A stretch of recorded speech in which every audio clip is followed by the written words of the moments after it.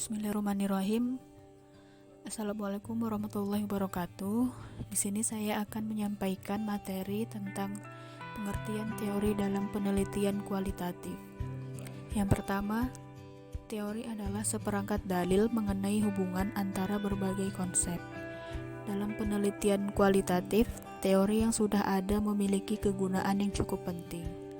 Teori di dalam penelitian kualitatif digunakan secara longgar. Teori memungkinkan dan membantu untuk memahami apa yang sudah diketahui secara intuitif pada saat pertama. Kemudian pada umumnya teori ini berguna sebagai sumber inspirasi dan pembanding. Sedangkan penelitian kualitatif sendiri ialah penelitian yang temuan-temuannya tidak diperoleh melalui prosedur statistik atau bentuk hitungan lainnya. Secara umum, tujuan penelitian kualitatif ialah untuk menemukan. Arti menemukan di sini ialah menemukan berarti sebelumnya belum pernah ada atau belum diketahui. Atau dapat juga dikatakan bahwa pendekatan kualitatif lebih menekankan pada esensi dari fenomena yang diteliti. Kemudian hasil analisis penelitian kualitatif ini lebih bersifat membangun, mengembangkan maupun menemukan teori-teori sosial. Dengan menggunakan metode kualitatif ini, maka peneliti dapat menemukan pemahaman yang lebih luas dan lebih mendalam terhadap situasi sosial yang kompleks. Kemudian dapat memahami interaksi dalam situasi sosial sehingga dapat ditemukan hipotesis, pola hubungan yang akhirnya dapat dikembangkan menjadi teori. Kemudian teori dalam penelitian kualitatif ini ialah menggunakan teori lensa atau teori perspektif. Teori ini berfungsi untuk membantu peneliti untuk membuat berbagai pertanyaan penelitian, memandu bagaimana mengumpulkan data dan analisis data. Kemudian teori dalam penelitian kualitatif ini muncul di awal dan dapat dimodifikasi atau disesuaikan sedemikian rupa berdasarkan pandangan dari para partisipan. Untuk mendapatkan hasil yang sesuai di dalam penelitian kualitatif ini, data harus diolah secara dialektik agar menghasilkan porsi-porsi baru yang memungkinkan munculnya kerangka teoritis. Hal ini bertujuan untuk tetap menjaga kerangka tersebut secara ketat agar tidak bercampur baur dengan data penelitian.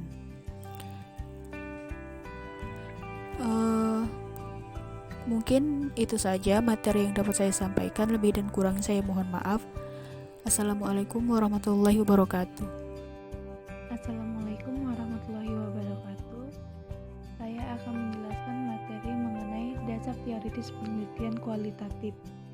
Pada penelitian kualitatif, teori dibatasi pada pengertian suatu pernyataan sistematis yang berkaitan dengan seperangkat proposisi yang berasal dari data dan diajui kembali secara empiris. Orientasi atau perspektif teoritis adalah cara memandang dunia, asumsi yang dianut orang tentang suatu yang penting, dan apa yang membuat dunia bekerja. Pada dasarnya, landasan teoritis dari penelitian kualitatif itu bertumpu secara mendasar pada fenomenologi. Seorang peneliti yang mengadakan penelitian kualitatif biasanya berorientasi pada teori yang sudah ada. Yang pertama itu fenomenologis. Fenomenologi kadang-kadang digunakan sebagai perspektif filosofi dan juga digunakan sebagai pendekatan dalam metodologi kualitatif. Fenomenologi merupakan pandangan berpikir yang menekankan pada fokus kepada pengalaman subjek manusia dan interpretasi manusia. Sosiologi fenomenologi pada dasarnya sangat dipengaruhi oleh Edmund Husserl dan Albert Schutz. Yang utama dari pemikiran Husserl adalah bahwa ilmu pengetahuan selalu berpijak kepada atau yang eksperiensial. Baginya, hubungan antar persepsi dengan objek-objek pengalaman.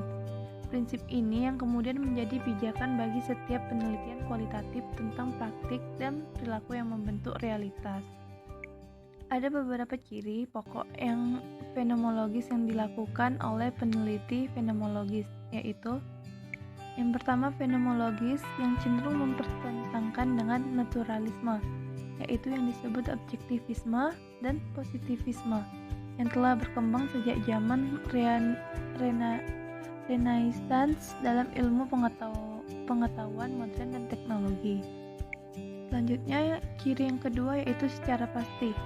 Fenomenologi cenderung memastikan kognisi yang mengacu pada apa yang dinamakan oleh Husserl, yang dalam hal ini merupakan kesadaran tentang suatu benda itu sendiri, secara jelas dan berbeda dengan lainnya yang mencakupi suatu dari segi itu. Dan ciri yang ketiga yaitu fenomenologis cenderung percaya bahwa bukan hanya suatu benda yang ada dalam dunia alam dan budaya. Para fenomenolog berasumsi bahwa kesadaran bukanlah dibentuk karena kebetulan dan dibentuk oleh suatu hal yang lainnya daripada dirinya sendiri. Demikian juga dalam kehidupan sehari-hari, seorang tidak ada kontrol diri terhadap kesadaran terstruktur. Analisis fenomenologis berusaha mencari untuk menguraikan ciri-ciri dunianya, seperti apa aturan-aturan yang terorganisasikan dan apa yang tidak, dan dengan aturan apa objek dan kajian itu berkaitan. Lalu interaksi simbolik. Pendekatan ini berasumsi bahwa pengalaman manusia ditengahi oleh penafsiran objek, orang, situasi, dan peristiwa.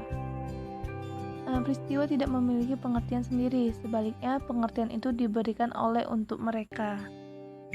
Dasar dari pandangan atas interaksi simbolik adalah asumsi bahwa pengalaman manusia diperoleh lewat interpretasi. Objek, situasi, dan peristiwa tidak memiliki makna sendiri. Adanya dan terjadinya makna dari berbagai hal tersebut karena diberi berdasarkan interpretasi dari orang yang terlibat. Yang ketiga itu etnometodologi. Etnometodologi bukanlah metode yang digunakan oleh peneliti untuk mengumpulkan data, melainkan menunjukkan pada mata pelajaran yang akan diteliti. Metodologi adalah studi tentang bagaimana individu menciptakan dan memahami kehidupan sehari-hari.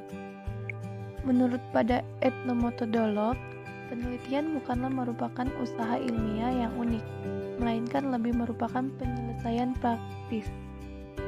Mereka menyarankan agar kita melihat secara hati-hati pada pengertian akal sehat tempat pengumpulan data itu dilakukan.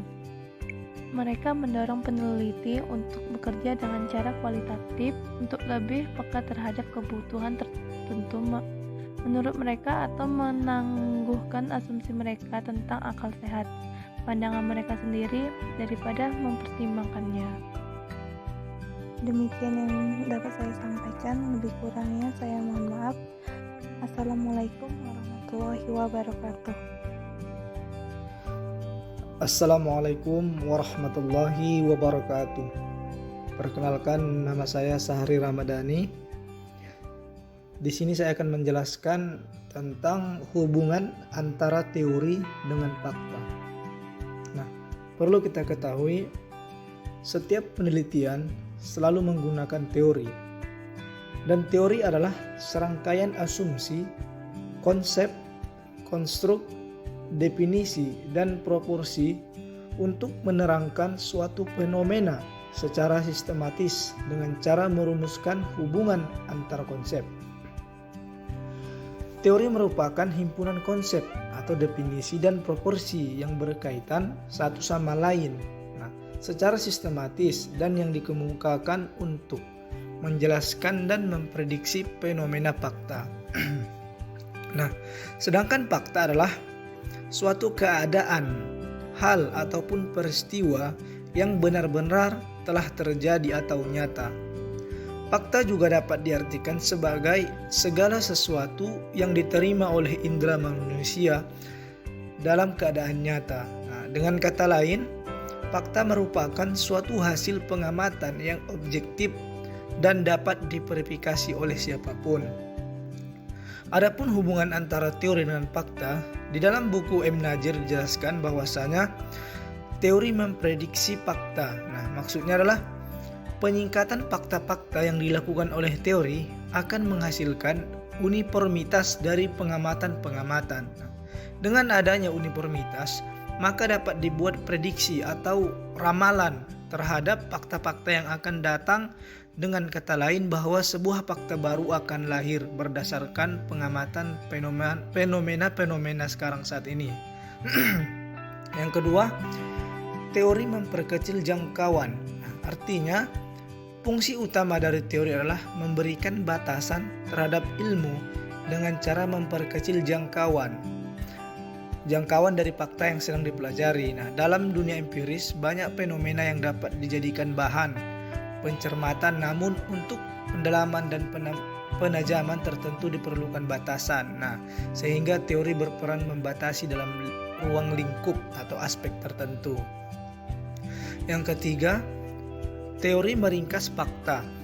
Nah, maksudnya adalah teori melakukan perannya meringkas hasil penelitian. Nah, melalui sebuah teori, generalisasi terhadap hasil penelitian mudah dilakukan. Teori dengan mudah memberikan kemampuannya dalam memandu generalisasi. Bahkan teori mampu meringkas hubungan antara generalisasi. Yang keempat, teori memperjelas celah kosong. Dengan kemampuannya meringkas fakta-fakta yang saat ini atau sekarang dan melakukan prediksi, maka teori dapat memberikan petunjuk dan memperjelas kawasan mana yang belum dijangkau ilmu pengetahuan. Yang kelima, fakta memprakarsai teori. Artinya terdapat beberapa fakta yang kita jumpai secara empiri yang mampu melahirkan sebuah teori baru. Karena secara tidak langsung fakta sebagai muara terciptanya sebuah teori. Yang keenam, fakta memformulasikan kembali teori yang ada. Tidak semua fakta mampu dijadikan teori. Tetapi fakta dari hasil pengamatan dapat membuat teori lama menjadi teori baru atau dikembangkan menjadi teori baru. Nah, teori harus disesuaikan dengan fakta. Dengan demikian, fakta dapat mengadakan reformulasi terhadap teori. Yang ketujuh, fakta dapat menolak teori. Nah, jika banyak diperoleh fakta yang menunjukkan sebuah teori tidak dapat diformulasikan, maka fakta berhak menolak teori tersebut. Dan yang terakhir, fakta memberi jalan mengubah teori. Nah, artinya fakta mampu memperjelas teori dan mengajak seseorang untuk mengubah orientasi teori. Dengan hadirnya orientasi baru dari teori tersebut akan bersekuensi logis pada penemuan fakta-fakta baru. Baik, sekian yang dapat saya sampaikan. Lebih dan kurang saya mohon maaf. Wassalamualaikum warahmatullahi wabarakatuh. Di sini saya Muhammad Saib Siregar akan menjelaskan mengenai kedudukan teori dalam penelitian kualitatif.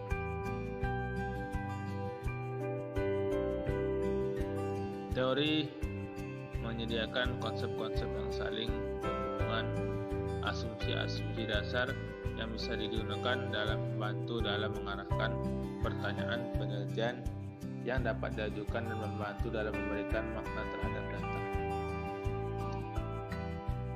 Adapun kedudukan teori dalam penelitian sebagai berikut. Pertama, konsep-konsep yang digunakan dalam penelitian dan membantu dalam penelitian terapan deskriptif lebih memfokuskan pada analisa data dan rekomendasi.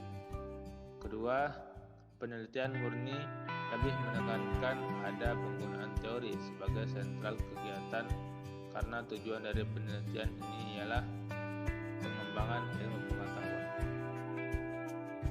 Adapun kegunaan teori dalam penelitian, yakni yang pertama, teori mempersempit fakta yang perlu kita pelajari dengan menyederhanakan gejala sosial yang rumit. Kedua, teori mengusulkan pendekatan penelitian yang memungkinkan untuk menghasilkan makna yang paling baik. Ketiga, teori menyarankan sebuah sistem dalam penelitian untuk menentukan mengumpulkan data dan mengklasifikasikan mereka dengan cara yang paling bermakna. Yang keempat, yang terakhir ialah teori dapat digunakan untuk memprediksi fakta lebih lanjut yang harus ditemukan. Semua penelitian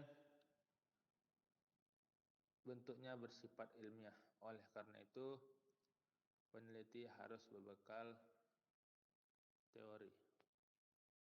Mungkin itu saja yang bisa saya sampaikan. Assalamualaikum warahmatullahi wabarakatuh.